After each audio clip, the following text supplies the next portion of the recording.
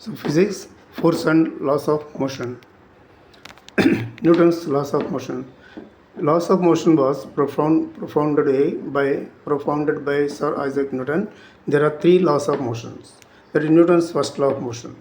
Every body retains its state of rest or state of motion along a straight line until an external force is applied on it. This law is known as law of inertia. So a person standing in a bus falls backward when the bus starts moving suddenly. So and if a moving body, if a moving bus suddenly stops, then the passenger falls in the forward direction. These are because of the inertia. Then momentum. From this first law of motion, momentum is derived. The momentum of a moving body is equal to the product of its mass and its velocity. It is a vector quantity. Its SI unit is kg per second. If a body of mass m moves with the velocity v, then momentum is p is equal to mv. Then second law of motion. So second law of motion states that the rate of change of momentum of an object is proportional to the applied unbalanced force in the direction of force. So force F is equal F proportional to rate of change in the momentum. So F proportional to dp by dt. dp means change in momentum, dt means change in time.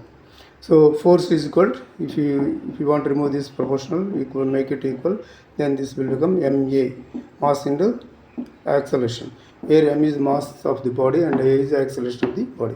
And Newton's third law of motion. For every action there is an equal and opposite reaction, and both acts on two different bodies. So this is also known as laws of action and reaction. So Newton's third law of motion, there will be two bodies will be there. The forces applied in the equal and reaction. The reactions will take place in the both the bodies. One action, one reaction.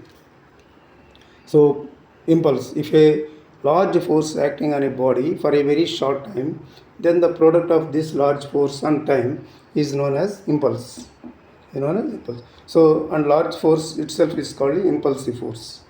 Then impulse is equal to change in momentum is equal to force into time. So it is a vector quantity.